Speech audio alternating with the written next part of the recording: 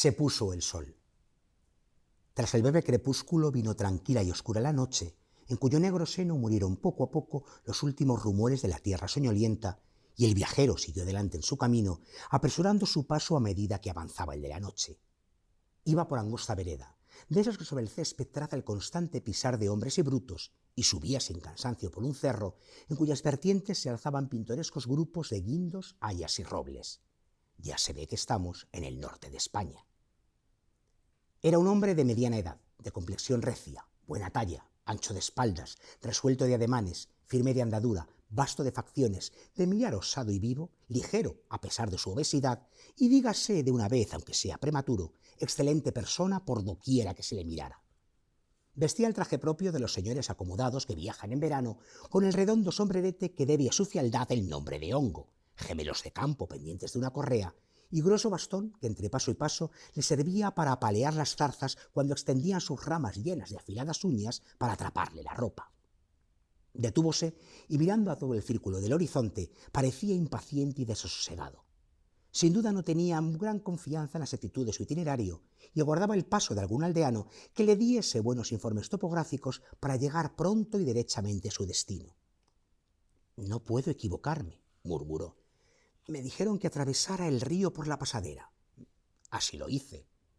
Después que marchara adelante, siempre adelante.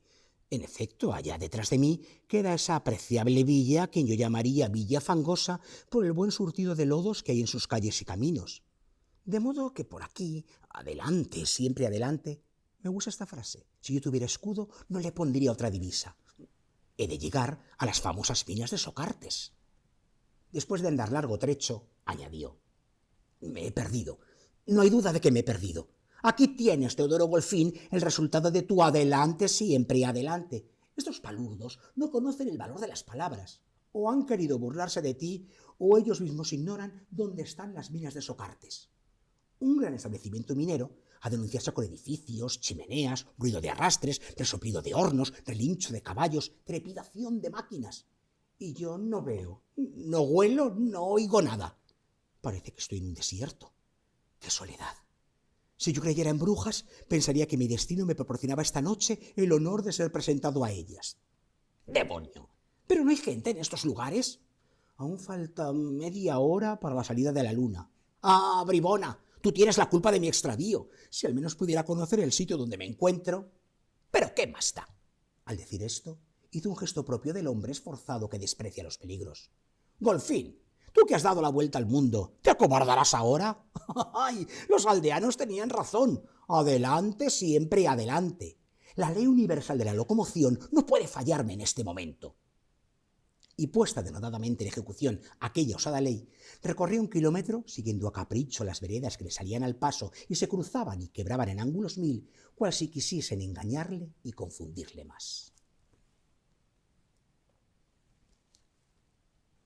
Don Benito, tenía usted que llegar a este programa. Ya hemos hablado de él en algunas ocasiones, pero creo que es la primera vez que iniciamos el arpa de Bécquer a los compases de la maravillosa prosa del grandísimo autor don Benito Pérez Galdós, con una de sus obras más populares, una de sus obras más queridas, pero tal vez con una de sus obras peor valoradas en el sentido de que se considera eso, fácil, un mero folletín, volvemos a lo de siempre, como si ser folletinesco fuera un delito, cuando el siglo XIX está recorrido, atravesado e inspirado y sustentado en grandísimos folletines en cualquier país donde se escriba o donde se escribiera en aquel siglo. Marianela. Una historia, desde luego, es verdad, sencilla, fácil, digámoslo así, recogida para luego el despliegue que don Benito hizo en obras monumentales como Fortunata y Jacinta, la de Bringas, Tormento, Tristana, los episodios nacionales. Pero bueno, había tiempo para todo. Él era observador, él escuchaba, como vemos, él pillaba el ritmo de la vida, el modo de hablar de sus personajes. Y todo eso ya está en esta obra de juventud, en esta obra primera, porque luego vendrían lo que decimos las grandísimas obras, la madurez del escritor, pero ya está aquí. Desde el principio, desde la Fontana de Oro, ya estaba el grandísimo narrador, el maravilloso novelista, el espléndido cronista que ha sido, ese será, don Benito Pérez Galdós. que en esta ocasión nos lleva al norte de España. Él muy asociado a Madrid, saben, canario, pero él, asentado, afincado y viviendo de verdad íntimamente y exteriormente la villa y corte, pero en este caso, como digo, nos llevó al norte de España. Y no en vano hemos escogido Marianela para empezar el programa de hoy, porque vamos a seguir literariamente hablando en el norte de España, con una primera novela que, permítanme que les diga, parece ya la novela, no parece, es la novela de un maestro, y es la primera. O sea, que lo que va a venir después ni les cuento. Claro que puede decirse, haciendo la broma fácil, ha empezado por el final, porque es el último Gudari, ahora puede contar, como se dice en el vocabulario de las series, ¿no?, las precuelas. Esa es una broma, pero sea como sea, es una grandísima obra publicada por Ediciones B, que estamos encantadísimos de poder presentar aquí. José María Nacarino, bienvenido a El Arpa de Bécquer. ¿Qué tal, Óscar? Encantado de estar aquí con vosotros. El último Gudari. Menudo novelón te has sacado de la manga. Bueno, de la manga no, de aquí y de aquí. Bueno. De cabeza y corazón. Muchísimas gracias por tu palabras. La verdad que bueno, sí, estoy muy contento. Creo que es una buena primera novela de un autor novel y la verdad que estoy bastante contento con la respuesta que estoy encontrando en los lectores. Si uno, claro, además cuando el autor es desconocido, pues tiene la tentación de leer la biografía que se pone en la solapa, se da cuenta que tú podrías haber escrito novelas muy diferentes y muy distintas, o libros de viajes, experiencias propias, de lo más variadas y diversas. ¿Por qué fue el último Gudari la que, digamos, te atrapó y dijiste, ahora sí que inicio mi carrera como escritor?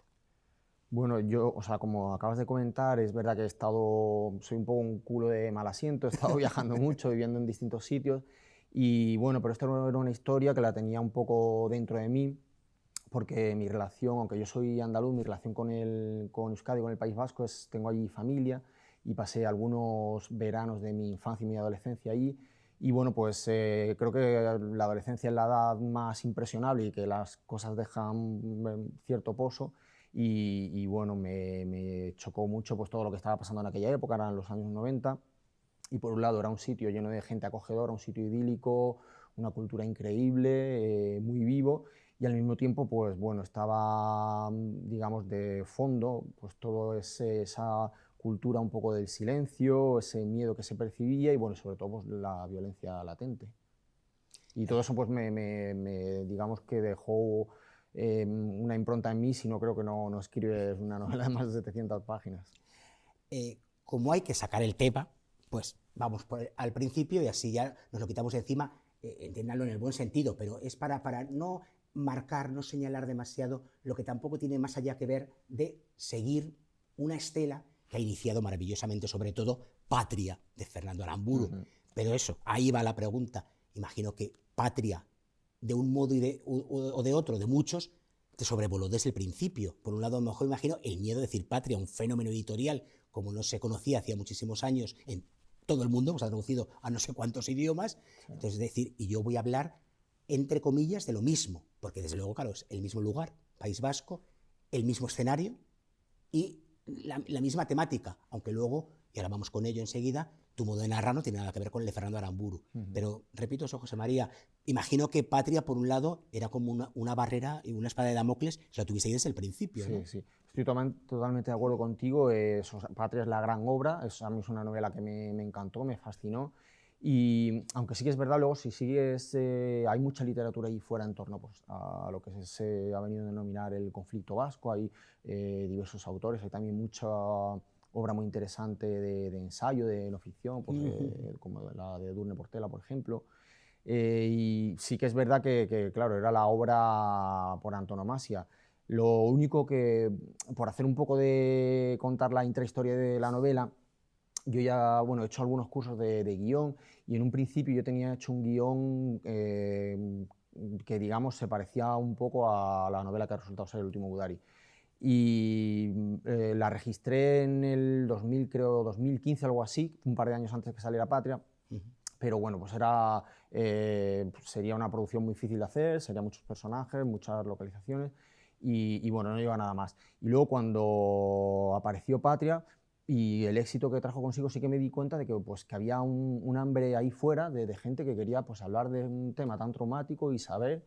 Y bueno, por un lado sí que te cohíbe a la hora de escribir una novela sobre el mismo, digamos, desarrollándose en torno a ese tema, teniendo ya esa obra maestra, pero bueno, lo quité un poco pronto encima y me dije, bueno, vamos a intentar narrar con tu estilo y desde mi punto de vista y bueno, a ver qué sale. Como dices, era una temática, el terrorismo, los crímenes de ETA, muy poco tratada. En la literatura, dices, un poco más en los ensayos, también con el tiempo, es cierto, durante muchísimo, por desgracia, había un código de silencio, bien por temor, bien por amenazas, que además también tú cuentas en el último Gudari, o bien simplemente porque había gente que miraba hacia otro lado y punto, o hasta lo comprendía. Y poco a poco el periodismo entró primero, y luego, por eso digo, Fernando Aramburu, es lo que hay que reconocerle, el decir, adelante, necesito contar esta historia, la tengo que contar con las buenas armas de la literatura. Y tú también lo haces. Lo que ocurre es que tú lo haces a un ritmo de thriller, con un tono fantástico en el sentido de que si uno extrapola y dice, venga, es todo ficción, porque por desgracia es todo terriblemente verdad y real, dices, ¿qué thriller? Porque es con un ritmo preciso, muy medido, pero que lleva al lector con el estómago encogido y el corazón en la boca. Pues sí, bueno, la idea era, a mí me gusta mucho, bueno, me gusta todo tipo de literatura y leo desde lo más comercial a menos, o sea, me encanta todo, pero sí que es verdad que uno de mis gustos preferidos es pues, la novela negra, policíaca, el thriller, sobre todo porque, bueno, creo que es una novela, es un thriller, pero con un cierto toque humanista, porque se trata mucho de ciertos tintes sociales, de describir un poco pues, el ambiente. Me gusta mucho la expresión que has utilizado ahora de los ritmos de la vida. Y una cosa que me gusta mucho del thriller y de la novela negra es que tú como lector sigues a los personajes y ellos se describen, y hablan entre ellos, yo soy así, o se ven a sí mismos de cierta forma, pero tú como lector no te fías y esperas a que se vayan desarrollando sus acciones y ya ves la verdadera naturaleza de cada uno de los personajes. Y sí que me parecía utilizar todas esas herramientas y elementos del thriller y aplicarlos pues, a un tema como este, en el que hay pues, muchos puntos de vista, muchas medias verdades, medias mentiras, causas y consecuencias. Bueno, es un tema complejo que creo que el thriller pues, ayuda también a un poco te ayuda a navegarlo, un tema tan complejo y sensible como este. Tocas un tema muy interesante que también recorría absolutamente Patria y del que también surgió en su momento cuando Juan Madrid, antes de la película Días Contados, había publicado, que era decir, pero está hablando de personajes criminales, asesinos, a los que humaniza. Y tú también tocas ese tema. Si pensamos en esas gentes como monstruos, realmente no somos conscientes de la maldad, del crimen, del asesinato. O sea, contar que son personas como tú y como yo, entiéndase, es lo que aún te aterroriza más. Total. Y eso tanto lo conseguía Juan Madrid como Cristóbal Zaragoza en aquella Fundacional y de la Última Playa, como Fernando Aramburu. Magnífica novela, por cierto. Una novela muy yo la reivindico muchísimo, sí, y La Última Playa. Sí. ¿Y cómo haces tú ahora? Claro, contar la parte humana, con todas las comillas que quieran ustedes, pero entiendan, ahora, lo que es cada uno, es lo que hace que aún te dé más el golpe todavía de decir, Dios mío, ¿cómo es posible que esto sucediese? Claro, está todo el tema por un lado, de la banalidad del mal, ¿no? Y de cómo se ha escrito mucho sobre eso y de también, yo creo que cualquier persona, o sea, a mí me gustan, he intentado aplicarlo en esta novela, no me gustan las novelas que ni que adoctrinen ni que juzguen, sino que simplemente te expongan los hechos para que tú extraigas tus propias conclusiones. Pero sí que me parece en el tema del mal que acabas de mencionar, que yo creo que lo que más miedo nos da, no nos da miedo un villano que se retuerce el bigote y piensa tal, lo que da más miedo es la persona que levanta a sus hijos, cariñosa con ella, los besa, los lleva al colegio y luego cuando vuelve pues realiza el acto más atroz o pues sí, como comete un asesinato. Eso es lo que nos da miedo, porque yo creo que llama mucho pues, a la maldad que en el fondo está dentro de todos nosotros, solo que bueno, pues hay personas que son capaces de montarse unas construcciones mentales para poder seguir viviendo con ello y poder construir sus vidas y vivir en esa maldad, entre comillas.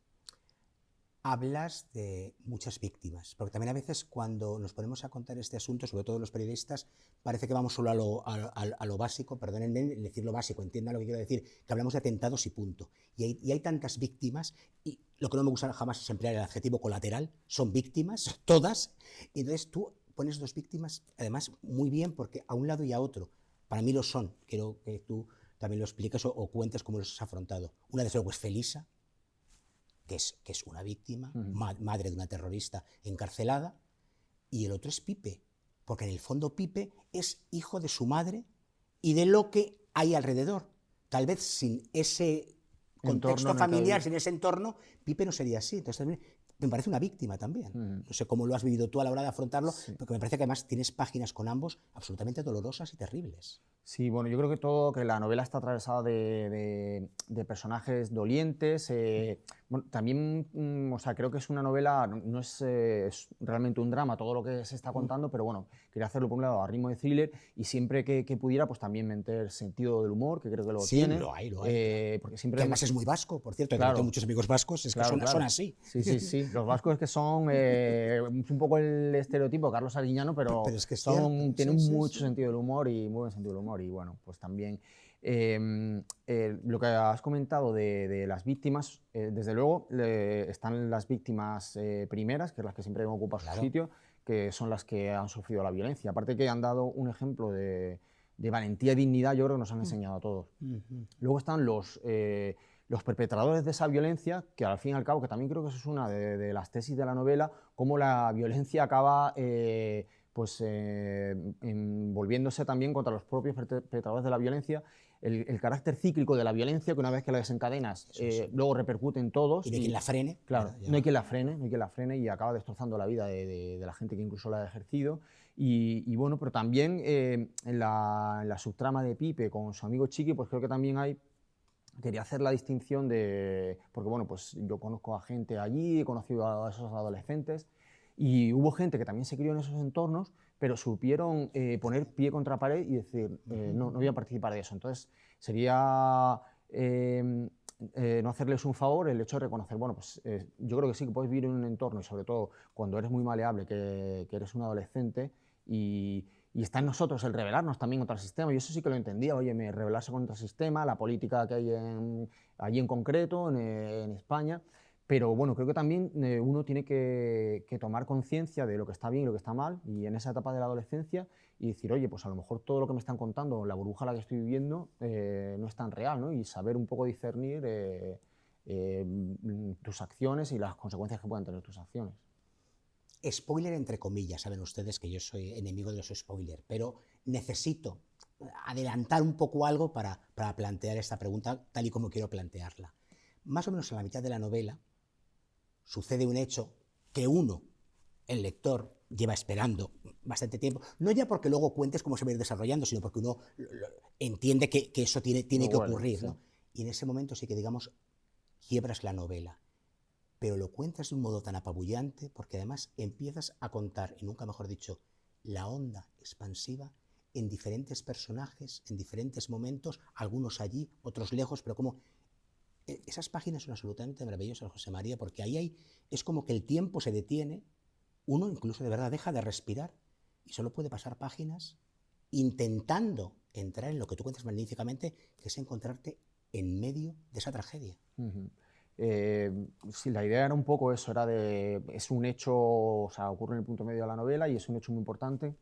Y me parecía que había que tener el tiempo y contarlo y situar a cada uno de los personajes frente a ese hecho y explicar un poco y explicar, pues realmente utiliza la metáfora de la piedra que se arroja al estanque y las ondas expansivas, que es un poco lo que ocurrió allí.